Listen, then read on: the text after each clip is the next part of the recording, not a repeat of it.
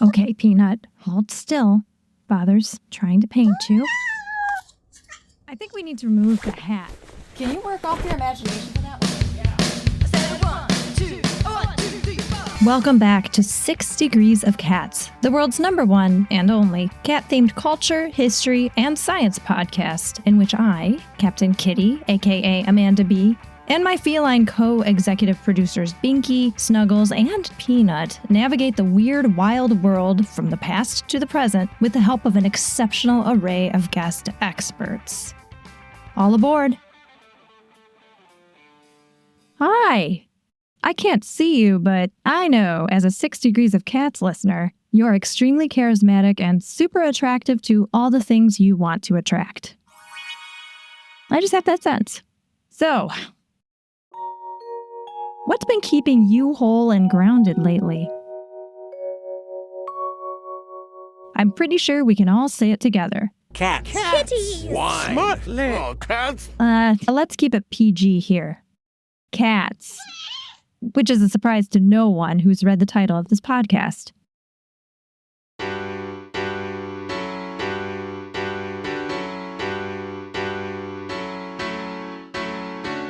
It's such a gift to have been chosen by these magical desert moggies several millennia ago. Not only defenders of the grains, but true joys to behold. I mean, the silky soft fur, the nubby little feet, the toe beams, those large, shimmery eyes, the chorus of meows, meows, acks, perts, and subliminal purrs. The smell of warmth, sunshine, home. Cats are truly a full sensory experience. I've said it before and I'll say it again. They're works of art. By design. And in this episode of 6 Degrees of Cats, which is also a work of art, we will try to get to the bottom of what makes cats the perfect muse and why they are truly cuter than babies.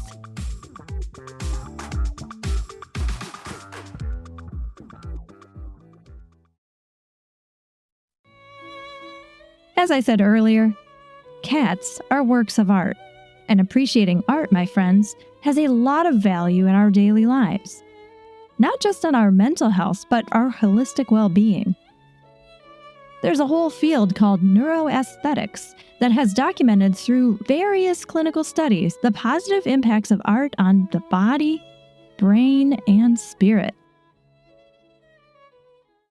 This is something our ancestors and most cultures have already known. Some of them have also been clued into the myriad of health benefits to having the love of a cat in your life. So cats and art are pretty much the answer to everything. Seriously. We see cats inspiring arts across all formats, but what is it about them that makes them so fun to portray exactly? I'd say their personality comes into play. I just paint very judgmental and grumpy cats. They are all inspired by my older cat. She's always giving me that look all the time. Friends, meet the amazing illustrator, Natalia Garces. I'm originally from Brazil, so now I'm living in Denmark for the past almost 5 years. I'm in Europe for 8-9 years now. I'm actually a brand designer, the Chunky Grumpy. It's an illustration passion project. When I started the Chunky Grumpy page, basically I was like, okay, I'm not a painter, so let me call myself an illustrator. In the beginning, I would even call myself just a human handling the paint. And now that I share with the Chunky Grumpy and people are so responsive and so loving about it, then it gives me more confidence to call myself an illustrator of judgmental cats. Sometimes I have to explain that it's like an intentional misspelling of chunk and grumpy. I just started because I needed to put some happiness in my day-to-day. I think I was just making mostly funny videos of my cats. And then once in a while, I would post a painting. And then I made this one video where I painted a family of 5 cats. And suddenly, one of my first videos went quite viral. People really engaged with it for some reason. No kidding. Go see for yourself. chunky, grumpy cats. Natalia's art certainly has multi-generational appeal. I get a lot of messages from parents or caregivers saying that they really like doing this technique with their kids. And I receive so many pictures in my DMs of like people that just spent the day painting with their kids. There is this very cute story of this boy that is 2 years old, and his mom sent me pictures of him just like holding his own paintings inspired by mine. And he was just walking around in his neighborhood and telling people how he did it and explaining the process. I found this so amazing, and that it was worth everything. Like, it was so, so nice. Cats, the family muse. One of my fondest childhood memories is sitting with my grandfather, the one who was married to my beloved maternal cat-loving grandmother, drawing cats together at their apartment. Grandpa was a pretty good illustrator, and we'd spend hours drawing on paper that my paternal grandfather, a paper mill worker, gifted the family by the ream. Did Natalia too grow up among a family of cat worshippers? We had a couple of cats growing up, and we also had dogs growing up. But my dad was this very stereotypical Latin dad that says that he doesn't want the pets inside, and all the cats and the dogs have to be outside of the house. I think that's understandable given his vocation. My dad, he is, I will have a very hard time saying that word, but a upholsterer, like he renovates couches. And yet, we always had a very deep love for animals, and we always adopted. We never bought any animal. My dad always treated the animals like family. Even though the animals would always be out, the whole house was fully netted. So then the cats and the dogs could not get out. There would be this amount of care. aw. I'm still wondering, though. Natalia's inspiration to portray cats may not have come directly from her folks, but they certainly weren't a random choice. And it's definitely not random that cats have gone viral in pop culture, time and again, in art and in real life. For someone like me, saying cats are art-worthy is like saying water is wet. But there's clearly something to their essence, the way they look, the way they act, that grants kitties this extra appeal. And it turns out Natalia and I aren't the only ones to have looked into this. A scientist talking about the domestication of cats. She was saying, like, there are some things that attract humans more than others. We always find it extremely adorable. She mentioned about the bigger eyes or more juvenile traits. And I think that's something that we see in many other animals as well.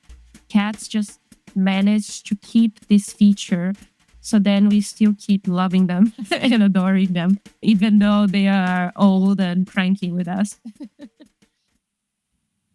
But I don't know why we humans love that thing with the big round eyes. So in my perspective, it's kind of a chicken egg situation that we get inspired by cats or by cute things. What Natalia describes is related to Kindenschema, the cluster of features and traits That's enough, Binky. that German ethologist Dr. Konrad Lorenz in 1943 described as the most desirable features and traits in babies that motivated parents to keep them alive. In essence, survival of the cutest. Y'all have heard me say many times that cats are cuter than babies. Cats and babies have a storied relationship that we'll explore in a future season, I'm sure. But I will say that their cuteness is the key thing that offsets all the things that would otherwise have left them behind on the Oregon Trail. And it's those very traits that make them such ideal muses. We'll get more into the nuts and bolts of cuteness after the break.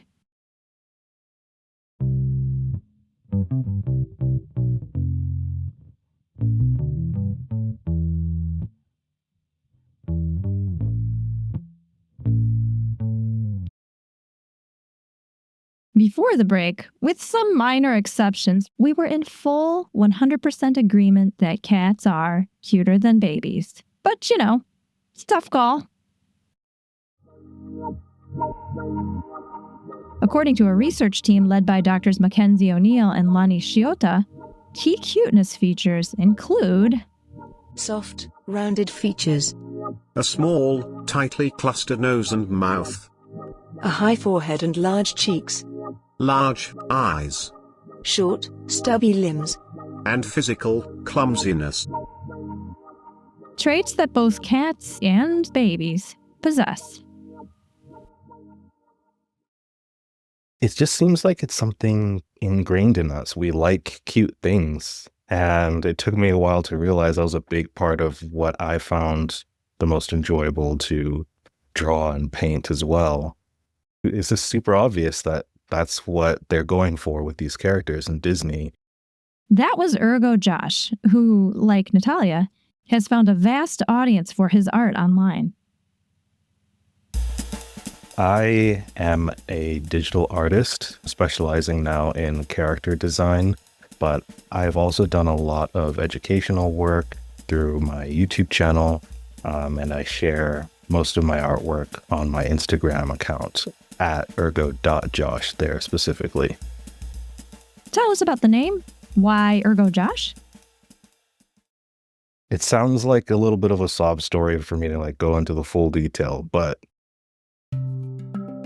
I was driving back home from work one day and it was just a real big drag, and I was like, this is my life now. It was right after college. I'm really not happy with it. I just go to work, go back home, sleep, drive. So I thought, well, if there's going to be something notable about me, it might as well be my artwork. And so I looked up, I believe it's Latin for the phrase therefore, which is ergo. And so I thought of making my handle art therefore Josh. We're one and the same. But I shortened it to art ergo Josh and then just ergo Josh. My partner, Eddie, the designer of this podcast's key art and the father to my 3 biological children, Binky, Snuggles, and Peanut, first flagged Ergo Josh's work to me through a video I'm linking in the show notes. Yeah, that was one of the most successful videos on my channel. Basically, in my mind, I was breaking down why Disney was so successful designing their characters because they made them look cute, like cats. I was aware that there was a similarity to babies, but specifically cats, it seemed there was a more direct comparison. Just because of how streamlined their faces are, they don't have snouts like dogs. In that video, I was just like, hey, don't you notice that the characters look like cats? Beyond the cuteness factor, Ergo Josh points out another interesting thing about drawing kitties. What makes a face difficult to draw is the depth of the nose. It's like this big thing that protrudes off of your face. I have always found flatter faces easier to draw, and that's why in anime they don't draw it. They just draw like an accent symbol or a line.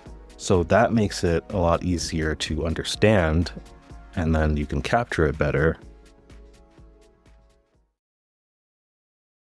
We focus on the eyes as humans, and a lot of other animals on the planet, I've noticed, they focus on our eyes as well. A cat's eyes are bigger proportionately compared to a dog. I think the size of the features, the narrowing in the angle of the rotation of the eyes helps because it's easier to put those expressions in there.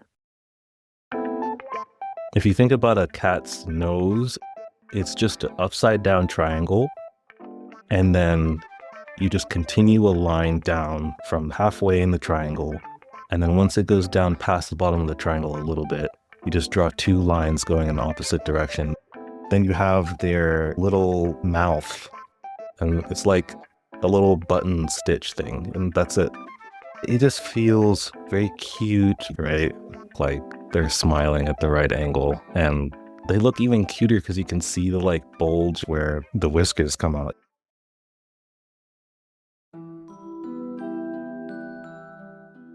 If you look at Disney or Pixar illustrations of anything with eyes, the eyes are huge, and other proportions are also exaggerated.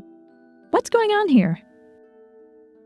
I realized if I made the eyes bigger, the character would look more feminine. After the video, I realized what was actually happening is they looked more cute and childlike, which tends to be a trait that's exaggerated in feminine characters. It doesn't necessarily have to be gendered, because what it does is if you increase a male character's eye size, they look younger, not necessarily more feminine. But again, there's this pre-existing stereotype of like, oh, that's obviously what women are trying to do, right? All the time. It's this like youthful nature. Men aren't typically trying to look more youthful and untouched. These youthful supernormal features or stimuli are often exploited to encourage behaviors that drive us to seek out these exaggerated traits over normal traits. A sad effect of this preference is what we see in flat-faced cats and dogs from breeders, or the impact of diet culture and contemporary industrialized cultural norms on body size. Back to all-natural kitties. Is it simply their baby-like features that make cats so amusing? I think the best drawings of cats are the ones where they're slightly, what is that word? Anthropomorphize. Not to like the degree of, I'm a walking, talking cat with a trench coat and a hat. It's these expressions that they make sometimes. The work where the details of the fur are not in focus, and it's really just capturing the essence of the expression of the cat or what they're doing, or even better, their fluid-like movement and the way they like to relax and the way they move. I think that really is the most important thing. I haven't drawn very many cats. The one drawing of mine on Instagram that does feature a cat went viral because of exactly what I'm saying, right? It's like the expression. It took me a while. It wasn't the most anatomically correct, but I nailed the expression that cat had in the video, the huggable, soft nature of it. There was this meme where the upset woman was pointing, the other one was like kind of holding her in support. And the next slide was the cat like, what did I do at the table? I'm just trying to eat my food. The cuteness factor is you could only see its little head poking out. I think just capturing their body essence and their expressiveness is really key.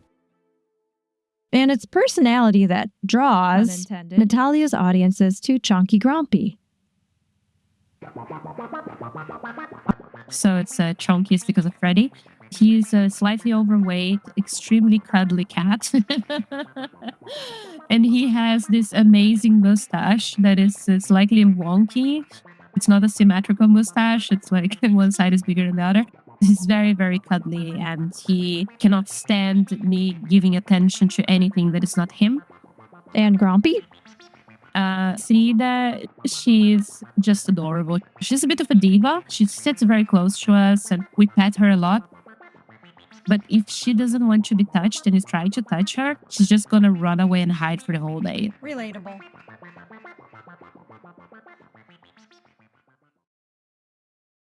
Even cats that give you the stink eye have a certain je ne sais quoi that makes them so appealing to portray. They seem to have a sense of humor. Even with other cats, they'll mess with each other. Yeah, they're extremely smart. One of the cutest things about them. In our pitches too, a lot of people want to do writing or something around Miyazaki films, and I love the cats. You can really feel their cat personality and all of the magic that all the creatures and animals have in those films, the magic in all beings. That was Anja Charbonneau, and my company is called Broccoli. We're a publisher of Unusual Delight. We make many different magazines, books, other printed goods. The one that's especially relevant today is a magazine about cats called Catnip. Catnip really just came from my love of cats.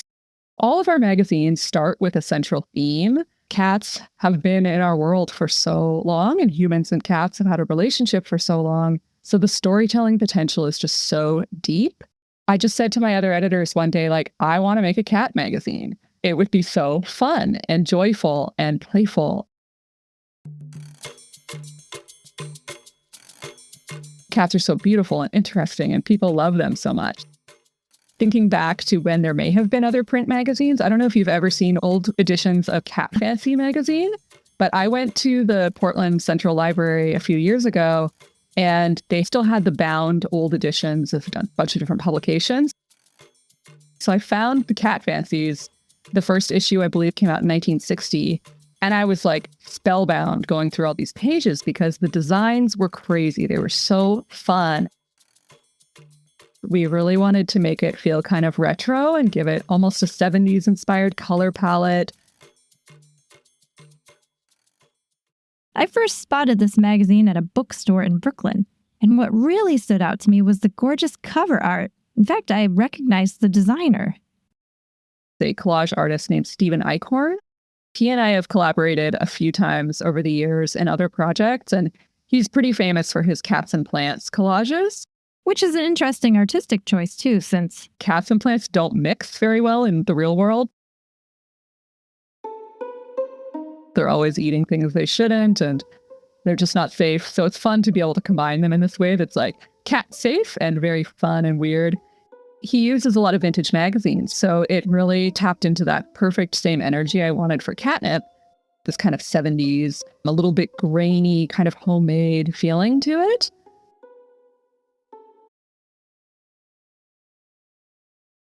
One of the collections of cat art that Anja's team has produced are the 33 beautiful cards in the Cat Oracle deck. Oracle decks are really accessible. You don't need to know anything going into them. Usually a card will have a piece of art and then sometimes maybe just a single word as a prompt or a few different prompts or definitions. You can go into a booklet and read more. When I was thinking about the Cat Oracle deck, I wanted it to feel like some of the art direction from Catnip, where it's a little punchier, it's a little brighter, a little more like vivid 70s aesthetics. Stephen was the perfect artist to work with, and he was able to use some of his old cat collages that just fit the prompts perfectly and made a whole bunch of new ones for the deck. And it's really colorful and fun. We always have different suits within our decks, the different cat archetype, your alley cat, your lap cat, scaredy cat, things like that. We have cat parts, so the whiskers, the ears, the tail, the paws. Another suit is the cat behaviors, the ways cats act, like if they're hiding or hissing or kneading or napping. And then we have, of course, the cat things, which are the accessories that they love, you know, a sunbeam, treats, scratching post, a mouse, catnip, things like that. Every card has the name. If you have drawn the Zoomies card, there will be a few different keywords that are sort of like connected to the idea of the Zoomie mode. And then you can go in the booklet and sort of read more, and there's often like a little questioning idea to go along with it. So people will use these cards all kinds of different ways. We know people who are artists who use them as creative prompts, people who will even just use them as color inspiration or design inspiration, or you can take the more introspective route of being like, okay, I'm going to pull 3 different cards. You could do the most basic version in the whole world of past, present, future. What is the vibe? And we've also included different sample spreads and really fun themes of how to interpret them. Or if you just want to see a cool piece of art every day, it's a nice way to do that too. One of the most important things about great art is that it opens us up. I think there's one card in the deck that really exemplifies this openness and creativity. The wild card is the amplifier that you can get. and it is the Cat Lady's card, the Cat Lady. It sits apart from all the other suits of cards in the deck. And Steven, I'm really into the art that he chose for it because it's a very surprising representation of a cat lady. At first I was like, that's not what I would have chosen or what I would have imagined. It's this other that you wouldn't have pictured. That makes it that much more interesting. And that's why it's perfect.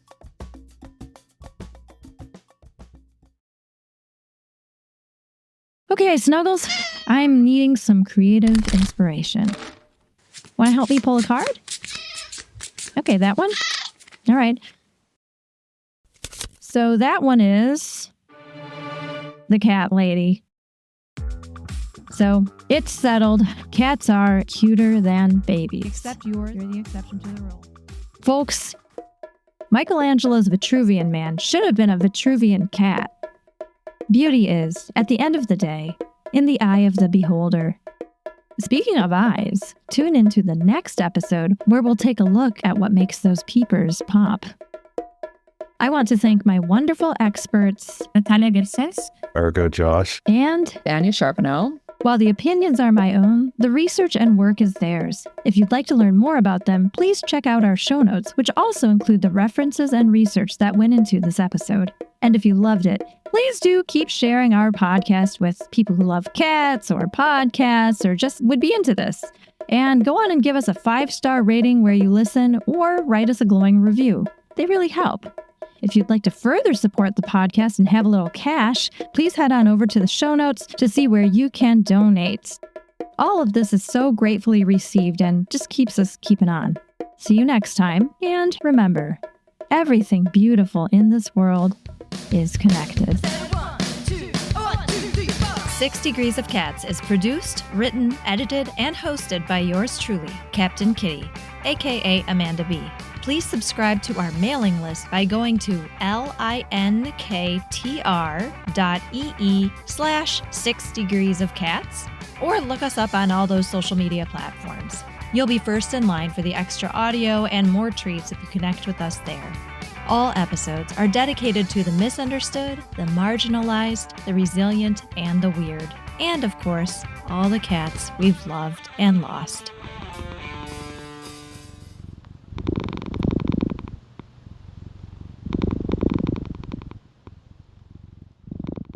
Okay, so you will really love this. One of my cat's names is Amanda. People really react to it. Like when if I take her to a new vet or something, they're always like, Amanda. She came with the name from the Humane Society, and we were like, that is the silliest name for a cat because it's so human. And then, you try to think about like, well, okay, what's a funny name I can come up with, a cute, funny name for my cat? But then, getting to know her after the first few hours, we're like, she's Amanda. It is staying. So we have a beautiful, like, fluffy, long-haired tortoiseshell named Amanda. She's like a forest creature. And then we have the, like, bad younger sibling named Toadette, aka Toad. Also another Humane Society name that we just decided to keep. Their pairing is so perfect because they don't match. They don't look anything like each other. Toad's like a silver tabby. Amanda's this multicolored being. They're different shapes, sizes. So there's something beautiful about their partnership, and they love each other.